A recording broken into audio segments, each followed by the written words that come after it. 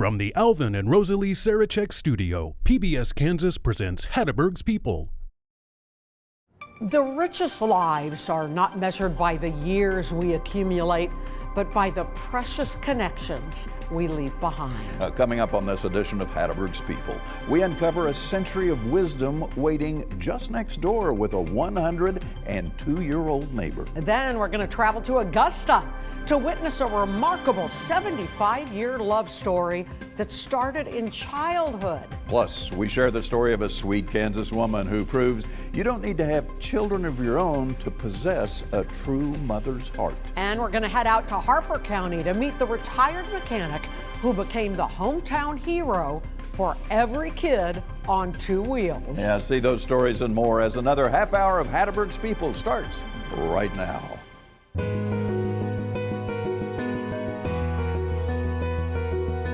These stories are like old friends. Their lives radiate from the screen like prophets of the past. They were teachers, but not in a classroom. Instead, they taught about life to those around them who cared to listen, and I was their student.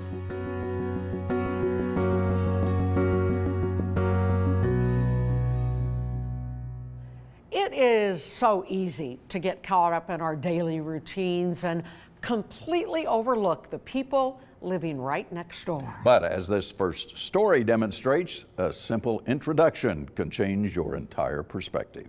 When Minnie Shell celebrated her 102nd birthday, her neighbor, Marilyn, reflected on how much wisdom and love was sitting right across the fence.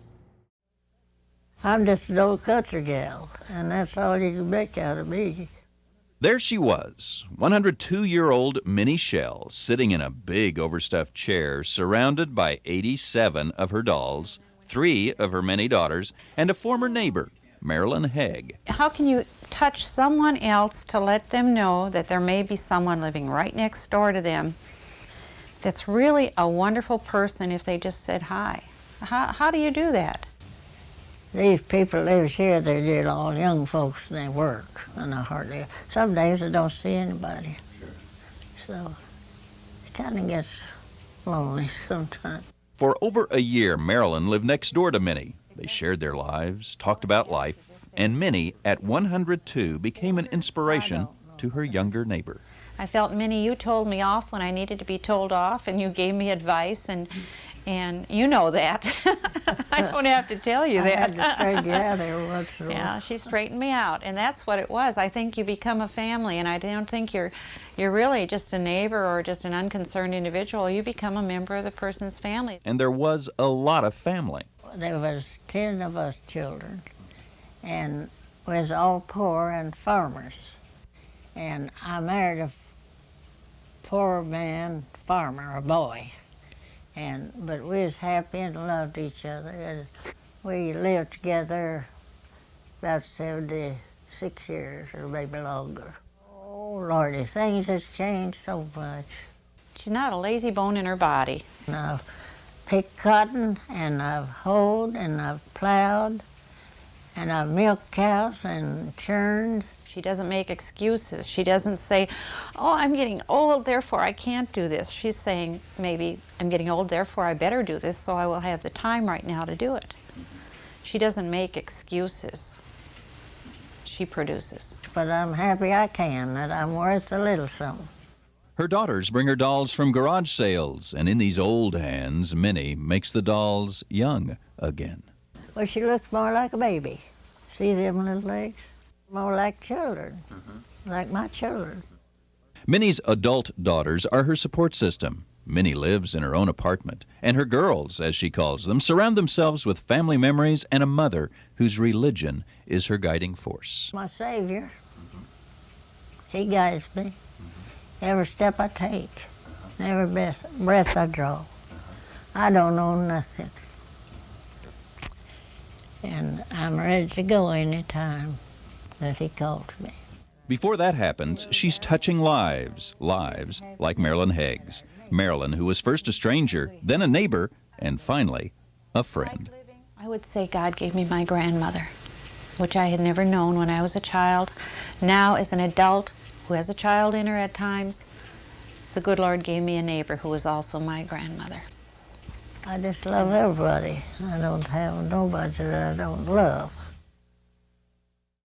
You know, some people are just full of love. I mean, you meet them and you think, that is not only a lovely woman, but that's a woman who I'd like to know because she's full of love. And she loves. And it's that love for other people. Ain't nobody I don't love that probably kept her alive all those years. I'm guessing it did. You know? And we don't have enough of those people We sure in our don't. world. Okay, in a world where so much feels temporary, a promise that lasts a lifetime is truly something to marvel at. And back in 1990, I met a couple in Augusta who knew the true meaning of commitment. Jim and Vi Dennett first crossed paths when they were just children and really never left each other's side. We just traveled and went together everywhere we went. That was it. They've been living together longer than most folks have been alive. When Jim met Vi, she was 5. He was 11. When we were married, the judge said that marriage was something that had to be worked at from both sides. And it kind of stuck with us, I think. And stick with them it did. Jim is 97, Vi is 92, and they're still sweethearts. They've been married nearly 75 years. Their secret? I would say this working together. And if you're working with the public, you've got to stay good-natured. I don't know if there's any secret to it. We just done it, that's all I know. Play your tan. Jim and Vi Dennett are not homebodies. They love to go to the Augusta Senior Center every day. Here's the 6, here's the 7, here's the 8. Oh, I could took up. It's here they see friends they've known for decades. I don't think he meant to play that. Age is relative, and Jim and Vi are relatively ageless. Oh, I like to go to anything that comes along. I'm a great goer. One of the most brilliant minds the world has ever known. Think about it. These folks were married the year Einstein announced his theory of relativity, and World War I was a year old. He's the best pancake cooker you ever saw. Ask him here. But it's the simple things that Jim and Vi remember, the good times and the bad times. And they all like But the key is they went through them together and always kept a sense of humor. Eat your spinach. You won't go up if you don't eat your spinach. I ain't no rabbit. That is I don't eat weeds.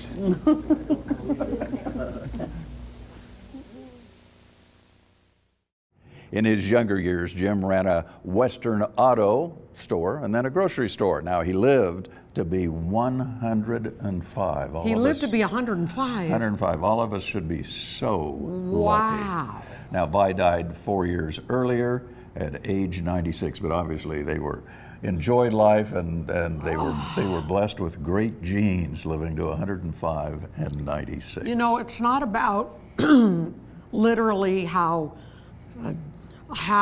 much you get out of a marriage, but it's about a commitment, and that's it. I don't want to get on my soapbox, but that's what it's all about. Oh, please, go No, ahead. go ahead. No, that's true. I truly that's true. admire them. That's Truly true. admire I think some people get married because, well, it's kind of the thing to do. Yeah. And then later on, Yeah. they're not married anymore. Yeah. For them, it was a commitment. It was a true commitment. Okay, well, this next story proves you do not need to have children of your own to possess a true mother's heart. Yeah, we go back to 1987 to meet Mary Nagel.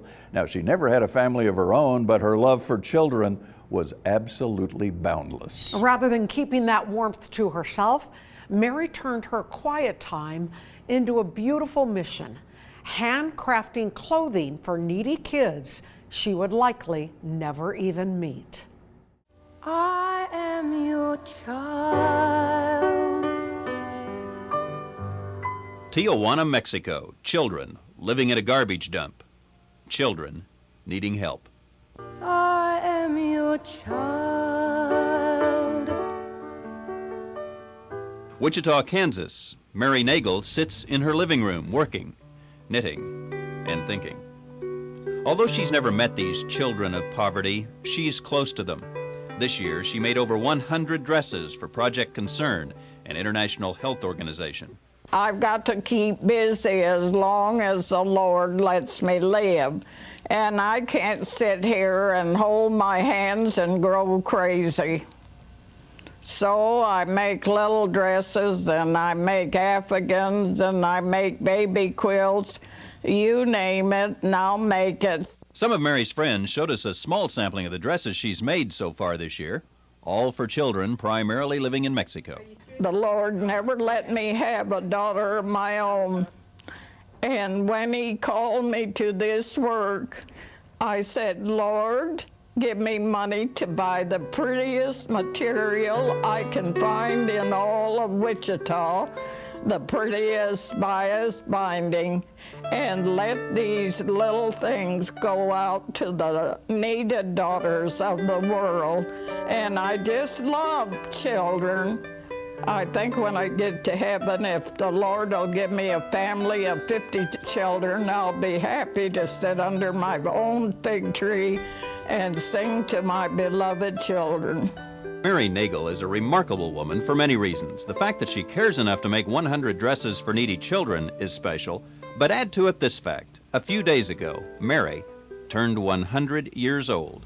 Well, you know, Sir Larry, I've been so busy all my life, I've never had a chance to grow old, and I wouldn't know what it felt like.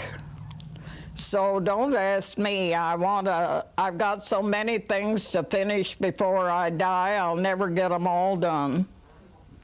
So Mary Nagel keeps working for children she'll never see, clothing children she never had.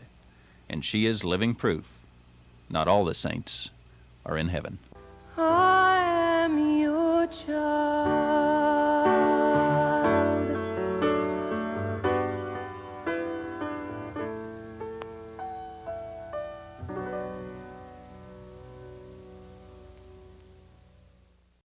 You know, working for people, children, you will never see that is another commitment. Yeah. And people who do that, and you know, they're selfless. They're selfless. They don't people. work for anybody else. They don't work for themselves. They work for that child and that child. And can you imagine, though, what it did to her mother's heart? I mean, her heart as a mother with no children, but she was still a mother. Yeah. So it had to have warmed her mother's heart as well. And everybody else around her. Okay, we're going to go to Rush Center. And there's a woman there they called Aunt Effie. For many years, Effie Crowell slung some of the best hash anywhere. Boy, she did. But it wasn't just the food that kept customers coming back. I knew everybody. There's about 175 of us probably live here in town. And people move in and move out, and you don't even know who they are anymore. I just describe it as a place everybody needs to come to. Nobody's a stranger here. Yeah. We eat here at least 4 times a week. That's what I did all my life. How would I sit down now? This is Effie Crowell. It's like eating at home. A lot like eating at home. She runs Effie's in Rush Center. If it was work, I'd quit, you know. And it's like I can't stand to stay home. Kids didn't want me to work anymore. My daughter, my son don't care. But he said, you stay at it as long as you want to, Mom. She's no spring chicken. She's a worker. Well, I was 83 in July. And I'm proud to be an 83-year-old that can get up and do what I want to do. Since 1965, she has owned and been the sole cook for this little place. And the next one's just a gravy by itself. And if a stranger comes in, I usually find out who they are, and they're no strangers anymore. Okay, that one's gonna go on a plate. And water? Yeah. Okay. Half a gravy? Yeah. Okay, gotcha. That's real gravy, made like my mom used to make it. It's the people, exactly. If I didn't have those people, I wouldn't be working like I wouldn't even care to. It's my people out there. We get to see all the neighbors and visit, and we're just sitting at home anyhow, so we just well sit down here and visit. They're all retired lawyers and dentists and doctors, and they all come out for their hamburger on toast. I wouldn't be happy anyplace else. When I get to heaven, I'm still going to be cooking hamburgers. Now, Effie finally retired in 2016. The restaurant, unfortunately, no longer open. And she passed away in 2023 at age 97. And I think she lived so long because she enjoyed what she was doing. She loved cooking for other people. Loved cooking, slinging hash, and the interaction of customers when they came in. And she just died a few years ago. Yeah. Just went to heaven Yeah. a few years ago. But she lives on in Hatteberg's people. She does. Okay, let's go to Harper County now, where every kid in Anthony knew Bob Jackson. Yeah, now Bob was technically retired when I visited him in 1990, but he didn't have much time for taking it easy because there were chains to fix, tires to patch, gears to calibrate, and a lot of people depending on him. Take a look. Work up a good appetite. The peppers are ripe, the garden still needs tilling, flowers are blooming, and Bob Jackson of Anthony is retired. But this man's retirement is a lifestyle that leaves no time to sit. In retirement, he's still working mighty hard. I have to wipe a little sweat once in a while. Oh, you thought his garden was his retirement hobby? Wrong-o. He's got bikes. Oh, I've got a bunch, maybe between 800 and 1,000 bicycles. As a matter of fact, he's got bikes, and more bikes. Oh, you don't retire when you're working on bicycles. There's no stop. Get done with one, you just start another one. For 25 years, Bob has been collecting bicycles for his retirement. It's He's fun. worked on them part-time for the townsfolks. Now, it's full-time. I just associating with people and helping kids out. Just something to keep busy at. It's fun. There's no trick to these working. They just step up as you shift them. This bicycle made in Holland. With hundreds and hundreds of bikes and parts and fenders and wheels and chains scattered out over his storage areas, one could feel a little overwhelmed, but not Bob. No, not really. It's pretty simple. Just kind of dig till you find some of it. And know where most of the parts are. There's a certain way to take them apart and a certain way to put them back together. I got too many parts, but that's all right. Ride about 4 miles a day and walk a mile and a half a day, me and my wife. And kind of talk things over and visit with the people walking. That's my last place, rocking chair. Oh, I watch sports, but I don't care if it's rocking chair. I'd rather be out here working. I find something to do. I mean, sitting down, you just quit. If you got good health, you might as well enjoy it.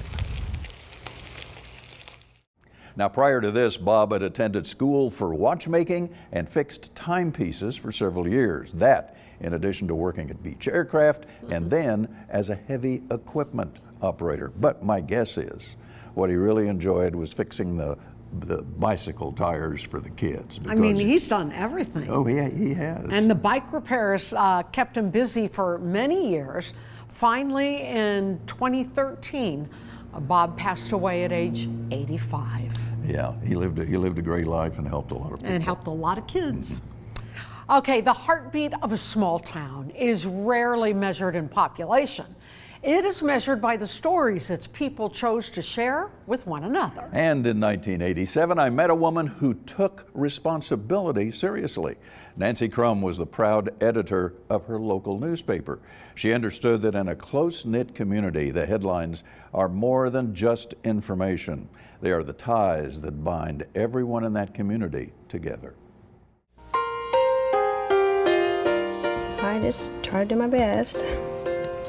I grew up around here, so I kind of know what people, we try to get in the paper what people around here would enjoy reading.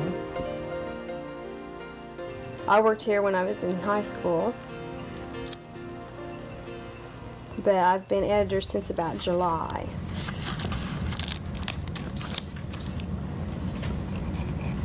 I just try to get the most recent news on the front page. There's a lot of times there's not much going on. A lot of times it'll fill the front page plus more, you know. Some of the meetings that were going on or some they've already had. Mostly around here it's like agriculture and farming and different things like that. So we have a farming news and the extension news, which a lot of them are interested in. The Cook's 2x2 ad is on column page. Okay. KG&E Free Jug, it's up there at the, it's on Howard and Moline page. Okay. Winston Insurance. I do a lot of the books and everything. I send out the bills. Plus I go sell ads. I've written a few articles, not too many, but I've went and covered different things they've asked me to cover. I mean, I do a lot of different things.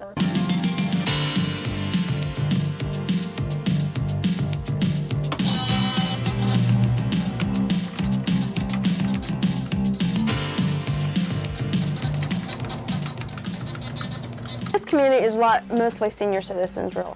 But they look forward to seeing the paper every week. I mean, we get calls if something's not in the paper, they get a little disgusted with us, you know, that we didn't get it in because they'd expected it to be in there. But a lot of the older people look forward to our paper. I mean, you know, we don't want to let them down.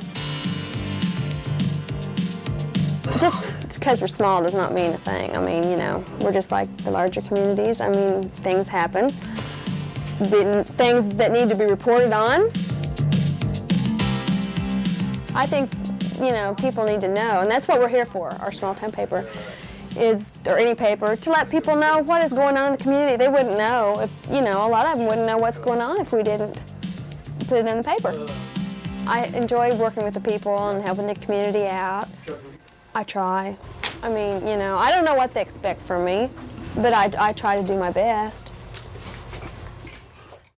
Now, nearly 40 years later, Nancy has long given up the news business. She is now the owner and operations manager for Seacross Custom Welding in Howard, Kansas. The newspaper went out of business a long time ago, and I regret that because so many newspapers across the state, across every state, are going out of business, and I miss those newspapers. I miss having the Wichita Eagle in my hand as a newspaper. I know you can still get it, but it's not that easy to get anymore. But the smaller newspapers really had a purpose in the community. You know, who else is going to cover your son as he makes the winning shot in the basketball game? Exactly. Nobody. But in a small town, they do. You like to see his name in print or your name in print, and at the risk of sounding a little bit older, okay, so miss holding a newspaper in your hand every morning. But I mean, not that we don't read it online anymore, but I'm sorry, there's something about holding it in your hand. Yeah. Don't you guys agree? Yeah, I'm sure they agree. My daughters would have the newspaper in the morning before they went to school spread out, and they were reading stories or the comics or a puzzle or something. That was wonderful. It was a tradition that's, darn it, long gone. Unfortunately. Well, but it lives on in Hatteberg's people. It does. Yay! Okay, that is a wrap for this week. We want to remind you, now that federal funding has been taken away, PBS Kansas needs your help to continue producing programs like Hatteberg's People. Well, Susan and I volunteer our time, but producing television shows is very expensive. And if you would like to support the ongoing production of Hatteberg's People, you can go to kpts.org and make a $100 donation to help keep this show funded. As a thank you for your donation, your name will appear before and after future shows as a valued supporter. Thank you for watching this week. I'm Susan Peters. And I'm Larry Hatteberg. We hope to see you again very soon.